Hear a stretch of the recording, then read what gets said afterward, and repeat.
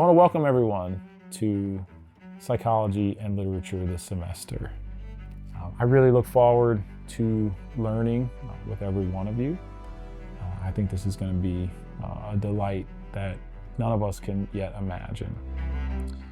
I didn't know that I loved psychology until it was through the lens of literature, and I hope that that is exactly what each of you discover this semester. I want to start though with something that happened in an actual therapy room. Of course, I've changed the details to protect privacy so that no one can be recognized. But a client sat across from me and said, "I don't know why I keep sabotaging the good things in my life."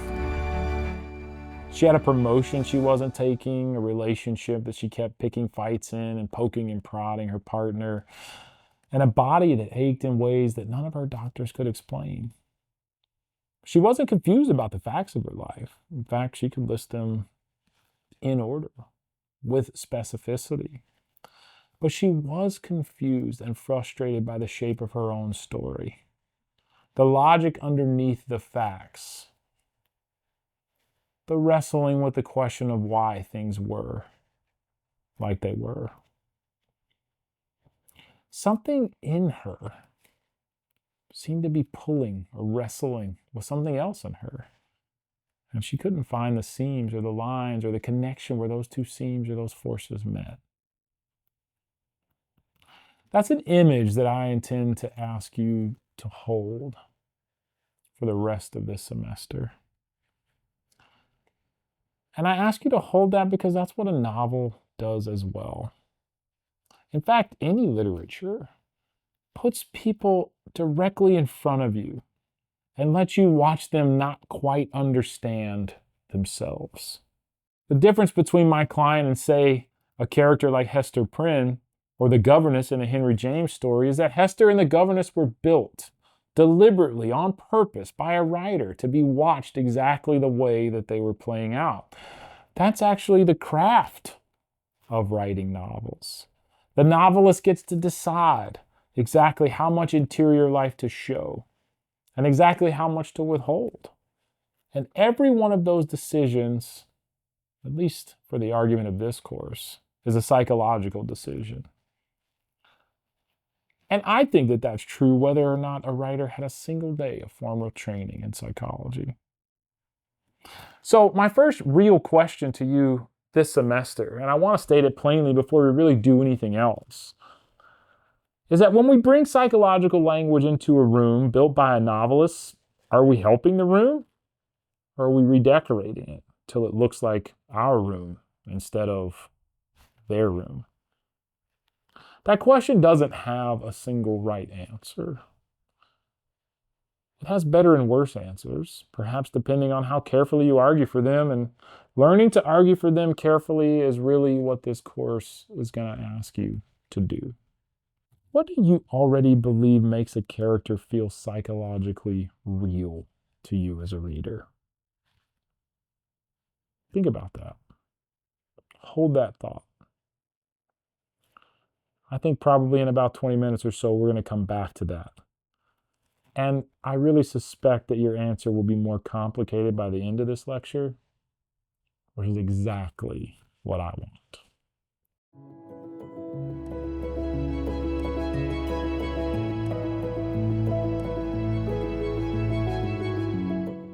So welcome again to Psychology of the American Novel. I'm Dr. Jimmy Trahan, and I'm going to tell you a little bit about how I came to this material and the material of this course, because I obviously am the one who is going to shape everything you learn this semester. My career is one that started in literature. I received a master's in English from McNeese State University in the year of 2007. And I was teaching as a student teacher back then, and I continued to teach and took a full-time faculty position as an instructor, and I continue that role. But my clinical background started in 2013, and I became an LPC, and now I'm an LPC supervisor. And for the last 12 years, I have done this kind of therapy work. I own my own practice. We do psych med management. We work with ABA and autism. I do consultation, but I do treatment and diagnostic work with real people, with real patients. I treat trauma.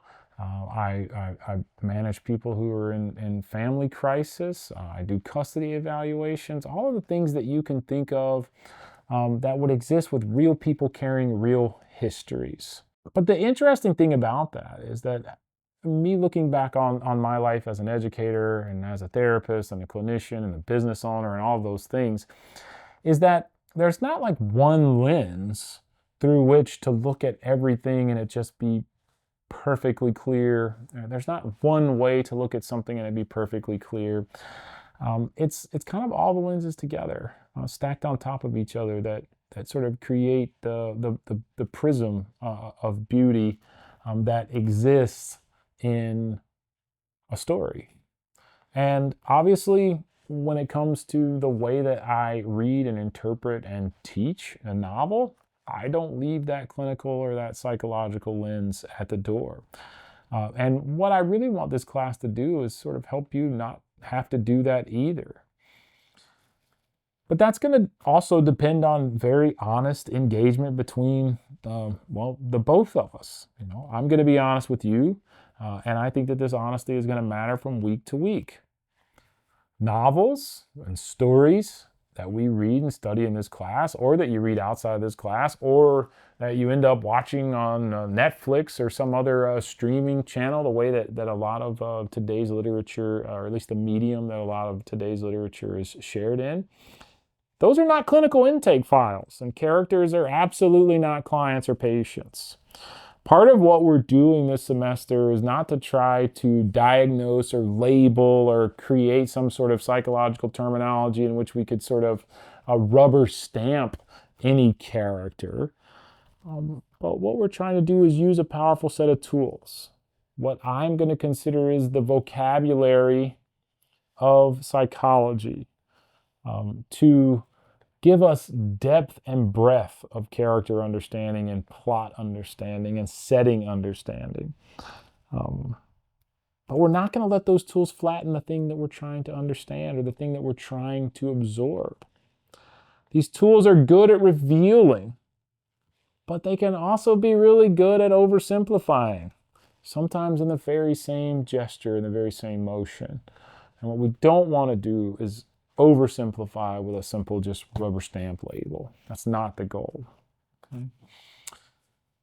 There's some difficulty here because this is a fully online asynchronous course, and that changes the relationship between these lectures, your other coursework, and the sort of engagement that we might expect. If we were in a live seminar classroom, half of our interpretive work would be through some engaged back and forth conversation. Someone could push back on reading, someone else could complicate it, and we could arrive somewhere that probably none of us could arrive or reach all by ourselves. We don't really have that room here, at least not in real time. So I attempt to build each week so that we can do some of this work structurally and some of this work interactively. You're going to get a lecture like this one, roughly 20 to 30 minutes, built around one novel or one or two core psychological ideas. You're going to have a short reading check, a discussion forum, and a written assignment. And every one of those pieces is designed to make you use something from the week's lecture and to integrate it with the reading. I'm not really trying to lecture at you about one thing and then quiz you on something unrelated. That's not the goal here. Okay, so the goal is not to try to lead you on and have you read into it somewhere else. The lecture is going to be an intentional toolkit. What I say here is going to be intentional and try to intentionally lead us into the depth of whatever it is that we're reading, whatever psychological tools that we're exploring. And hopefully all of the assignments, you can be, utilizers of the tools and apply them to the text that we are actually looking into. Okay.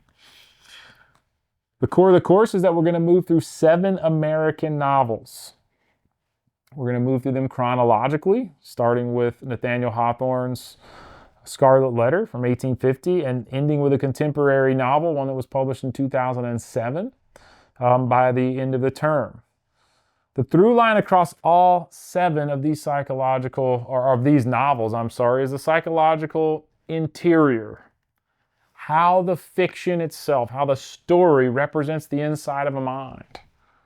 What happens when we bring clinical vocabulary to bear on that representation? Sometimes gently, sometimes way more forcibly. It was when I was in graduate school for English that I first was exposed to one of the novellas that we're going to teach this semester in the middle of the course. I think probably in week 8, we're going to cover a book by Nathaniel West called Miss Lonely Hearts.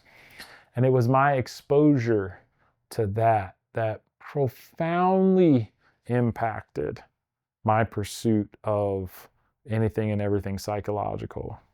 It was a line in that book, actually, where the main character, who's nicknamed Miss Lonely Hearts, wrestles with the fact that people were actually depending on him to actually help them, and how soul-crushing that responsibility was for him, and how it led to his character arc.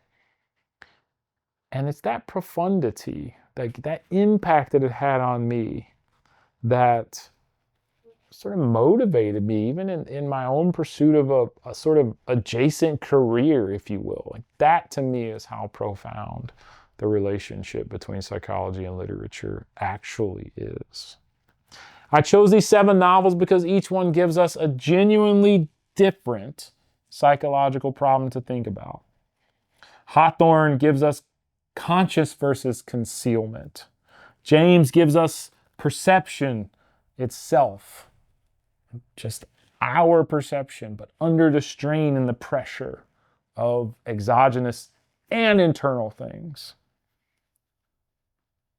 Chopin gives us the role conflict and the ache of identity that doesn't fit life built around us. Nathaniel West, which I've already referred to, gives us the corrosion of caring too much and too long without any support. Plath gives us depression from the inside and a voice that never once asked your permission to be believed. Vonnegut gives us trauma refracted through time and dark humor. And our final novel gives us the plainest version of a question that's been humming under every other book. Is there one self in there, or several? And does that matter?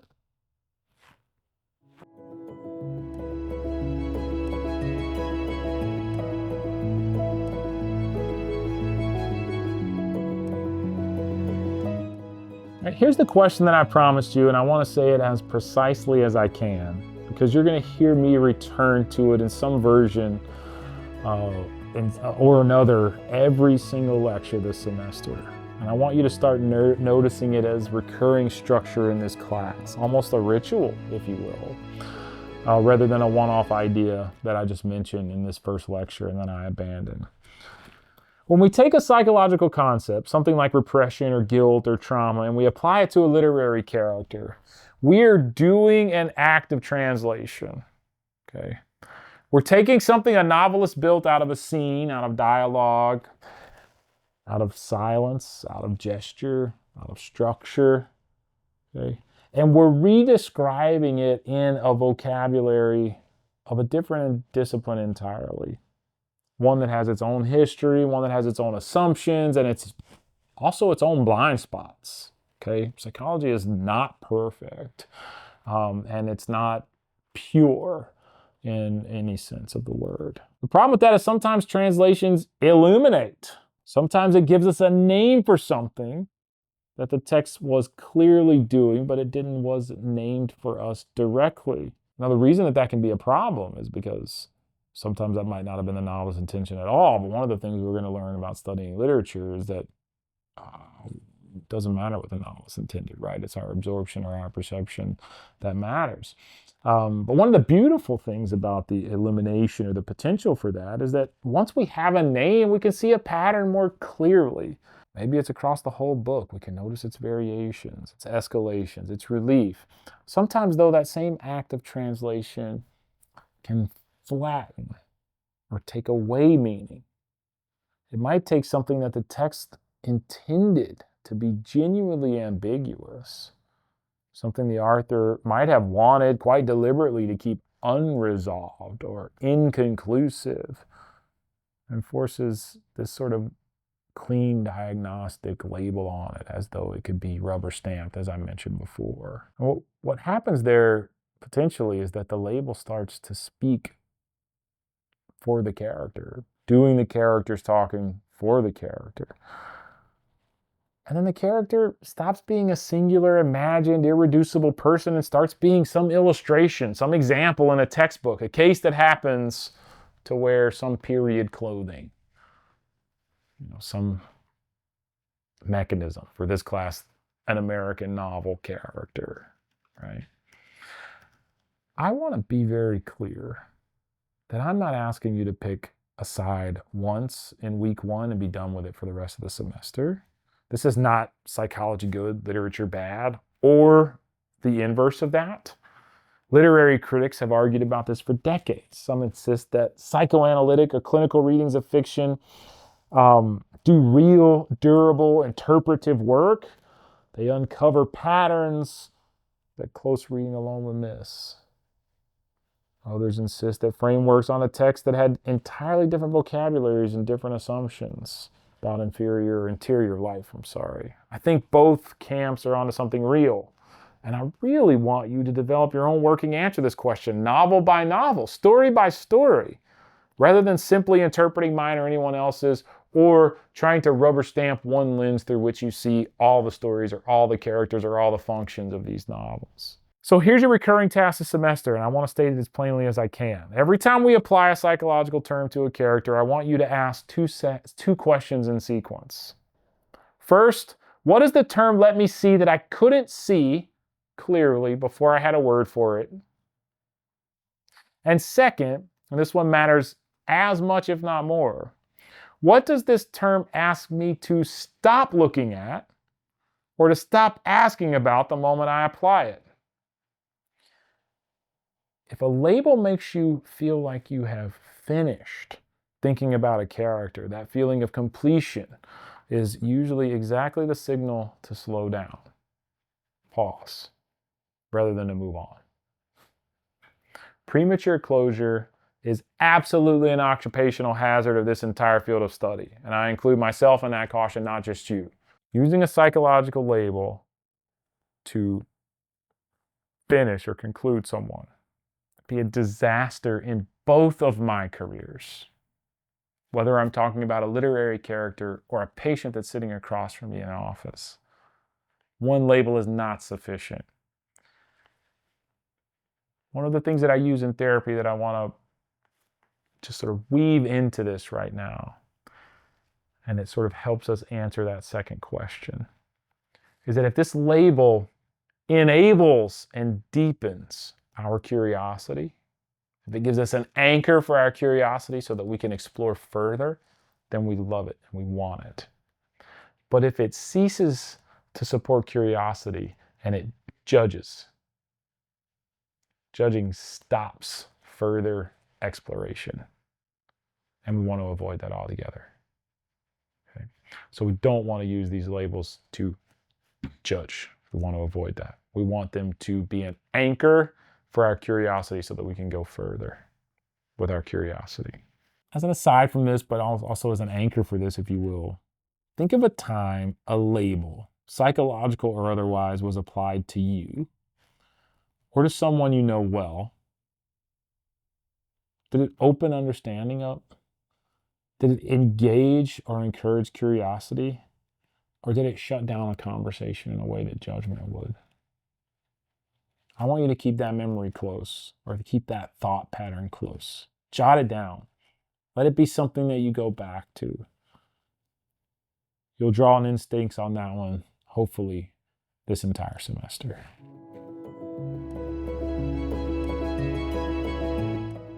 All right, next I want to introduce you to 7 terms that we are going to utilize across the entire semester, okay? And you're going to see all of them again, some as early as next week, and I want you to think of this less as vocabulary memorization for some quiz that I'm going to be handed out, and more in this context as a small set of lenses. Each lens showing you something different. None of them showing you everything, none of them being omniscient in that sense. But part of your job this semester is going to learn, or to learn and to develop the skill for what lens to reach for when I need it and when I need to set it down and stay away from that lens. The first term is repression. And these are obviously psychological terms. So in the classic psychoanalytic sense, this comes out of Freud's work. Repression is an unconscious exclusion of a thought, memory, or impulse from conscious awareness because that material is too threatening or unacceptable for the person to hold in mind directly. The important word there is unconscious. This is not someone choosing deliberately and with awareness to avoid a topic at a dinner party. Okay? That would be suppression. Okay? A related but distinct concept we'll return to at some other time. Repression is the mind protecting itself from something it doesn't even know that it knows. And yet that hidden material keeps exerting pressure from underneath conscious awareness. We will meet repression directly and at length when we read Nathaniel Hawthorne, because The Scarlet Letter gives us one of the most sustained fictional portraits of a repressed conscience that exists in American literature, decades before the clinical vocabulary even existed for it. The second term is projection. Projection is a defense mechanism in which a person attributes their own unacceptable feelings, impulses, or thoughts to someone else, rather than owning those feelings internally. If I cannot tolerate the idea that I'm angry, for example, I may become convinced quite sincerely that everyone around me is angry at me.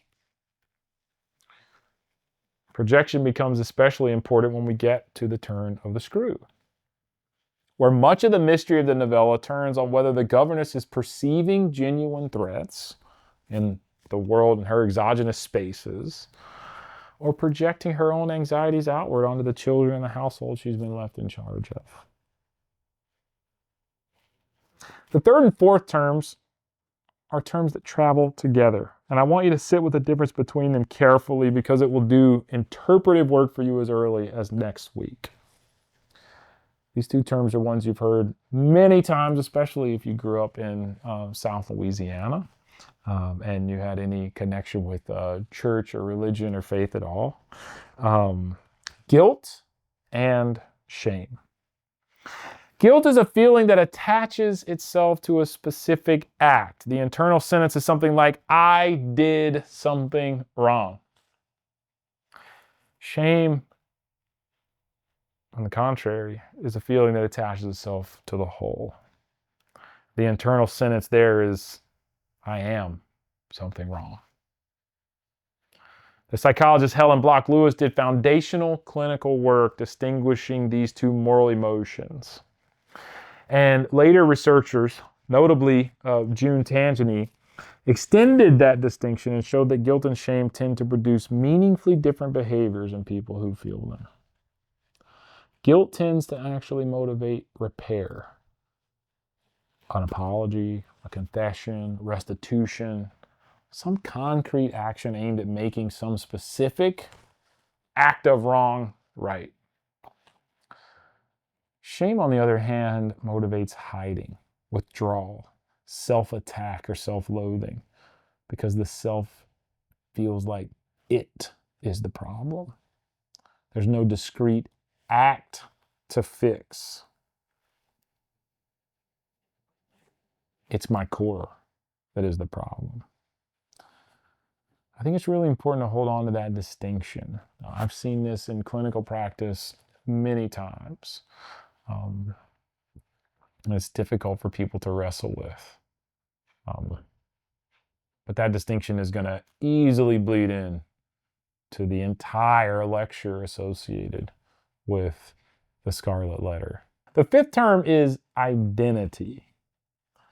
And I want to define it narrowly and for our purposes this semester because the word is used so broadly in everyday speech that, I mean, the truth be told is it can be used so much in social media spaces, et cetera, that it can become just absolutely meaningless by the end of, any given doom scrolling session. But we need it, at least for the sake and purpose of this semester and these tools, we need it to be precise, okay? We're especially interested in psychological identity in this class. The felt sense of being continuous or coherent as a self across time and across different contexts and relationship. Erik Erikson's work on identity formation, identity crisis is foundational here. We will draw on it throughout the semester. Particularly when we reach Chopin and Plath, where question of identity fits at the center of both of those novels. So we want to make sure that we are recognizing identity as a function of consistency, okay, across time and across context. The sixth term is trauma. And I want to be careful with this one because, again, this is another one of those words that, to me, is just so overused. And this is even true in clinical practice, where I kind of have to encourage people that if I'm going to diagnose them with PTSD based on quantitative data and based on the diagnostic stories that or the histories that I've taken from them and I've applied the diagnostic criteria from, it's such an over casually used word in contemporary space that it could be applied from anything from a major catastrophe to just like minor inconveniences. And I want to make sure that there is a differentiation there specifically. Clinical trauma refers to exposure to an event or events, which can include threatened death, serious injury, sexual violence, but also random accidents or functional neglect or other things that might not seem as substantial in individual spaces, but that the lasting psychological aftermath of that exposure can include intrusive memories, hyperarousal, avoidance of reminders, persistent changes in mood and cognition. We're going to discuss trauma at real length when we reach Vonnegut. But it's also going to be present in Miss Lonely Hearts and other parts of our stories. I want to plant the term early because I think you're going to see that American novelists depicting the aftermath of traumatic experience, this was happening long before there was language for it, long before that there was a lexicon or vocabulary for it in any way like its current form. These things existed and they were a part of what psychologists now treat even as something that would be diagnosable like PTSD. And finally, the seventh and final term is narrative self or narrative identity. Narrative identity. This comes largely from the work of the psychologist Dan McAdams, who argues that human beings construct a sense of identity by building an internalized, evolving life story, one that integrates a reconstructed past and an imagined future to give life some degree of unity, coherence, and purpose. And so we're gonna have some part of the semester where we're looking at the pursuit of meaning, the pursuit of purpose, and how that presses on and affects characters, right? This internal narrative identity is a huge part of that vocabulary, if we will, for conceptualizing that pursuit of meaning and that pursuit of purpose. And this term matters enormously for this course that's built entirely around novels, because novels are, amongst other things, machines for building narrative selves out of language, sentence by sentence, action by action, right? Decision by decision of each character. When we ask whether a character has coherent sense of who they are, we're really asking, is the text giving them depth and breadth? Has the text allowed them a coherent story to tell about themselves, to themselves? And this has been the job of a novelist for way longer than we had psychological terminology to sort of frame it. And so, in some sense, it's like we're using modern tools to dig around in, we won't call it ancient, right? Because these novels are, at the greatest, a little over 100 years old. But we can kind of imagine that like some sort of a literary geologist, if you will, where we're using modern tools to dig around in ancient remains and see if we can classify or conceptualize things that are old in new ways or fresh ways or ways that are more applicable to the modern audience, the modern lexicon, etc.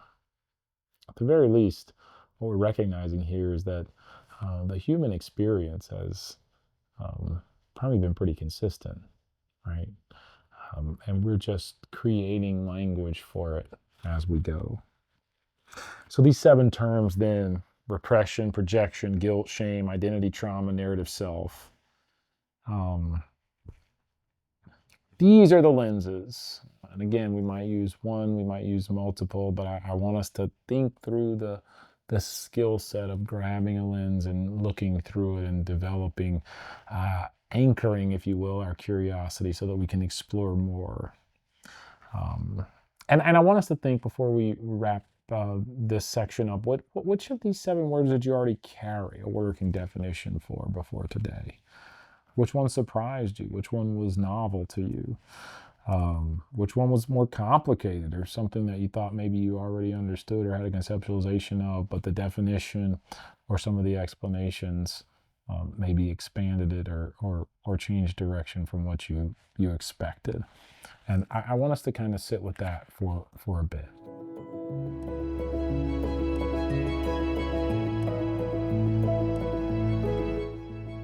So next, I want us to think about an ethical lens about reading characters as cases or case studies, okay? And we're gonna spend some time. I've already spent some time sort of differentiating from that. Like, these are not case studies. These characters are not patients necessarily, and we're not looking for rubber stamp labels. And I wouldn't be doing that even if it was patients. But I also want to spend some real unhurried time on something that I think might get skipped across on courses like this. And I feel, because of my clinical background, some responsibility to slow down here rather than really push past. And that is, there's a genuine ethical question maybe sort of buried inside the whole premise of this course. And I don't want us to leave week one without having thought about it really deliberately. Okay. When we say a character has repression or exhibits projection or shows signs of trauma, we're borrowing an interpretive posture of clinical assessment and applying it to a fictional person who can't consent to that assessment and who doesn't have an interior beyond what the author chose to put on the page and actually show us. And so I want us to be very aware, and I want to name plainly what that borrowing can do and what it can't do, right? It cannot diagnose anyone, because there's not really anyone in a clinical sense to diagnose anyway, right? And the character has no history beyond what is included that was given to us by the author, and no interior life beyond what the language itself constructed for us. And sadly, no future beyond the page, the last page of the book, or some sequel that might be in the author's head or history, or maybe in their archives that never quite made publication for these older novels, right? So if we use diagnostic language about a character, we're always doing something closer to literary analysis, and we're wearing clinical clothing. We're not doing clinical work itself, and that's not what I'm inviting you to do, no matter how precise or good the language sounds. And look, any of you that have taken me before, any one of you that sat in my class, know that I'm very weird about the precision of language, especially the way that we use all kinds of clinical terminology in social media spaces, and the way that the sort of modern tones are watering down some of that meaning. Our language can sound really precise, but we are not diagnosing these characters, and I want to be very specific about that. I want you to treat this distinction, right, between literary analysis and diagnostics. I want that to be the most heaviest load-bearing distinction that you really engage in for the entire semester. Anytime this course or you or I, and what I ask you to do, or you in your own writing, moves toward language like Hester has undiagnosed depression or something like that, or the governess would meet the criteria for, I want a fire alarm to go off in your head. That's not our goal. Diagnosing these characters is a heuristic exercise, a way of thinking with a text and through a text, not clinical practice. These literary characters are not our patients, okay? They're not my patient. And I'm going to come back to reminders or versions of this reminder nearly every week, okay? Because we are going to touch on diagnostics, okay? We are going to sort of look into spaces of histories or the things that cause, cause might be the wrong term or whatever else, but maybe the things that initiate some of the behaviors and the mechanisms or the engagements that we see. But I need to remind y'all of this, because even in my own writing, even in my own assessment of literature, even in my own reading of characters, even in my casual reading, man, it's remarkably easy to forget that I'm not diagnosing these people, that I'm not looking for some solvable thing. I have to remind myself of that, even my patients, right? I don't want labels to feel really comfortable in my mouth, right? I want to be able to conceptualize things. I want to be able to understand things. I want to be able to use a lens for deeper and more rich curiosity and analysis. But I don't want it to feel so comfortable that I think whenever I use a term, I'm done understanding something, okay? Beyond that, there's a second and related ethical concern, and it runs kind of in the opposite direction. And I want you to hold both of those in the same breath. If treating characters like clinical cases risks flattening them into diagnostics, refusing psychological vocabulary altogether risks a different, maybe quieter flattening. Pretending that these novels are not, in fact, deeply and deliberately invested in interior suffering, guilt, grief, altered perception, and the long aftermath of harm done to self, from others, to others, etc. That's also dangerous, and it can also flatten characters. There's a richness about the experiences and the histories that we are allowed to know, or that are implied or suggested, okay? Hawthorne, we know, wasn't writing a case study, but he was unmistakably writing about conscious and concealment with tremendous psychological precision, even though the terminology wasn't there. Decades before Freud ever published a word about repression, Hawthorne was pinning the experience. James wasn't writing a psychiatric report or an assessment, but he built an entire novella around the instability of perception under isolation and stress. Refusing to bring any psychological framework to these texts would mean refusing to see something that the authors clearly built on purpose. And we don't want to avoid that, especially not now that we have broad and rich, robust language for it, okay? So the ethical stance that I want to encourage you to practice all semester is not avoidance, and it's not diagnosis. It's something more careful and, frankly, more effortful. Naming precisely what a psychological concept lets you see in a given passage, what that lens, if you will, allows you to see that you couldn't have seen otherwise or you didn't have words for. And staying honest about what that same concept can and can't tell you. Treating every application of it as an interpretive claim that you have to argue for with evidence from the text, and not some fact that you've simply discovered lying underneath the prose that you can be done thinking about. I'll also say, because several of the later novels of this course deal directly and unflinchingly with suicide, self-harm, sexual violence, and psychiatric coercion, that we're going to handle all of those weeks with additional deliberate care. When we reach the awakening, Miss Lonely Hearts, the bell jar, Slaughterhouse 5. Each of those lectures will open with a short, hopefully non-melodramatic content note and pointer to campus counseling resources, the 988 suicide and crisis lifeline. I would rather tell you that now, right now, when the stakes feel low, than have it kind of arrive as some surprise partway through the semester. Before we move on, though, I want you to sit with this. What would it mean to you personally to read a fictional character with the same interpretive respect you would want extended to your own inner life if a stranger were reading about you?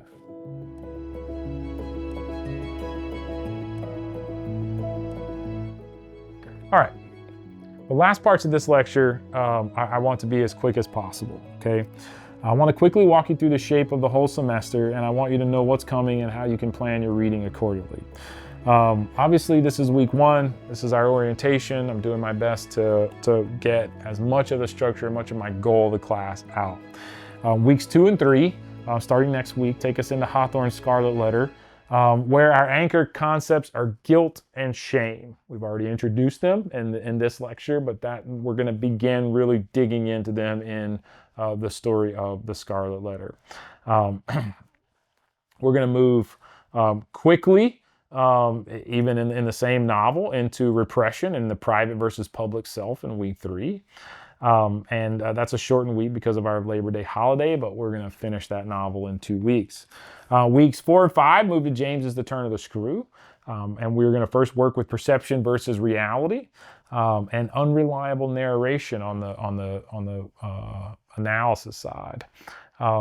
And obviously there's going to be some projection and some transference that exist. And I say obviously because I think that probably most of you have at least been familiar with this, but if not, then I'm just telling you that directly.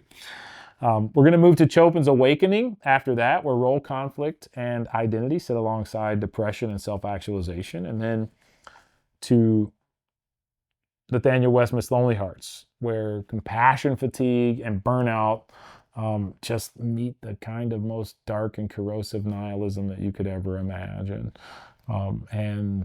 One of the things I'm going to ask for us to do, especially in that story, is to actually approach it with empathy. And I think part of the work of this course is going to be a challenge that I, as a therapist, have to really recognize every day of my working life, and that is, no matter what walks in the door, can I find a way to empathize with this person, with this human, with their story? And I think that's something that that these characters allow for, right? There's not this clear-cut hero-villain mark. After Miss Lonely Hearts, we're going to move to Plas the Bell Jar, then Vonnegut's Slaughterhouse 5, and finally to a contemporary novel by Wesley States called By George. And then we'll have a synthesis week, and your final paper will close out the term. What I hope that you notice, but what I have intentionally attempted to do, was create a pattern of pairing, right? 2 weeks per novel, 1 lecture to build a psychological concept in relation to the text, and a second lecture to complicate that concept, extend it or push against it directly, sort of create some tension with it to sort of test its merits, if you will. I've designed this course this way on purpose, and my goal is that you can kind of feel and sense the rhythm of that rather than just sort of passively go with it. Okay. The first week of a pair is usually where a concept illuminates most clearly, where we're going to really see it, or we're going to really talk about the aspects of the story that really reveal it. And the second week is where we're going to test whether that concept still holds under pressure, or whether the text itself starts to resist the label we placed on it the week before. Okay. What that means for you is maybe that, not to try to split the novels, but to try to have the novels read, but by the first lecture might be more helpful, so that you could do some rereading or some reassessing or some digging back in. But I understand that there's a lot of a reading load on you as a student here. But I want us to be able to have the material absorbed, and that rhythm that can help us move through the semester so that we engage concepts and then we push against them, and we engage and we push against them, and that becomes sort of the rhythm of the course. I didn't incidentally put it into the course. I tried to design it with intention, and that is hopefully my entire, what can I say? Hopefully my design is successful, okay? I'd like for us to think right now about, the novels that I've listed, the novels that are in the course already, that you've already been exposed to, etc. Which one are you most curious about right now? Which one have you read a single page of the syllabus material for it, and why do you think that one caught your attention first? I want you to maybe jot that down and sit with that thought. Like, what is the most interesting here? Maybe you've read it before, maybe you haven't, maybe I've said something about it that has cued your interest. Any one of those obviously would be acceptable.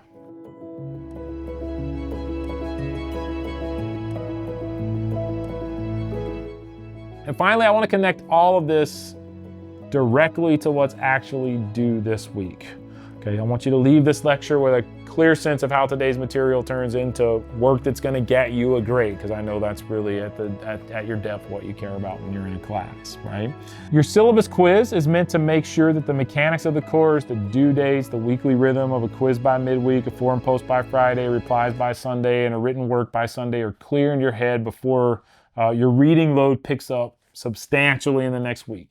Some of you have emailed and already asked about getting a head start on readings, and hopefully that you've been able to do that. If you have, that's great. The rhythm of the course in many ways is low stakes by design.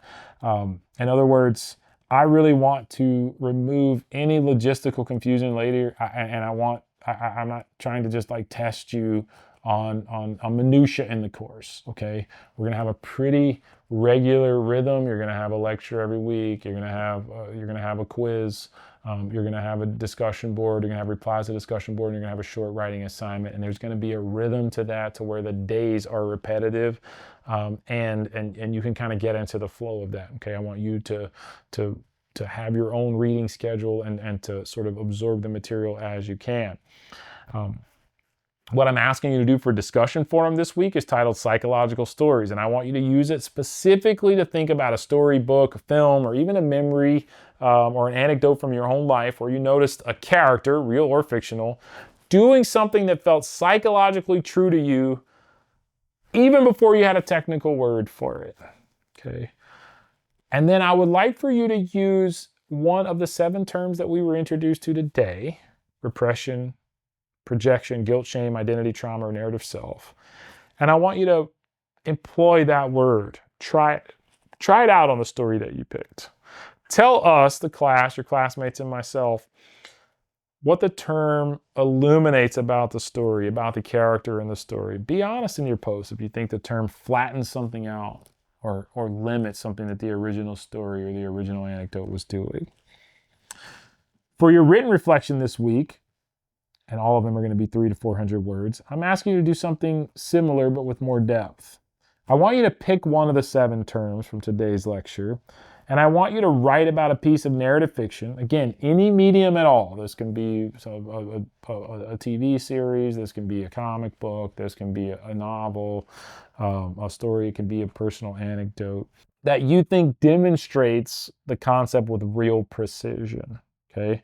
I want you to explicitly use the Illuminator Flatten framework from my segment 3 earlier. I don't want that framework to be optional, like a decoration on top of the assignment. It's the through line of this entire course, okay? And I'll be looking for evidence of it in your writing all the way through week 16. I would expect that you're going to increase in your sophistication of writing a form throughout the semester as well. One last thing before we go. I know online courses are a little solitary, and especially whenever they're fully asynchronous like this one, where you're like reading and you're writing, you're on your own schedule. It's kind of like you're doing it in a hole or in a vacuum, or in a silo, and it's not my favorite, okay? But it's convenient, it's the way of the world, and it's technologically, it helps us have jobs and do other things and still get an education. So I want to try to make it as interactive as I possibly can. I'm going to read every forum post, and every written reflection myself. That's going to be something that I'm committing to you to do. If something in a text unsettles you, especially once we move into more difficult material later in the semester, say it. Be direct in your writing about it. That's not a distraction from the assignment. You can reach out to me if it gets sufficiently more difficult, or if it's something that you think you can't do for some reason, and we can try to renegotiate an assignment. But for the most part, I want us to be as authentic and as honest as we possibly can be when we're engaging in this. And very often, the assignment itself is enriched and enlivened the more authentic we are. And finally, I look forward to seeing you next week when we are talking about Nathaniel Hawthorne's The Scarlet Letter.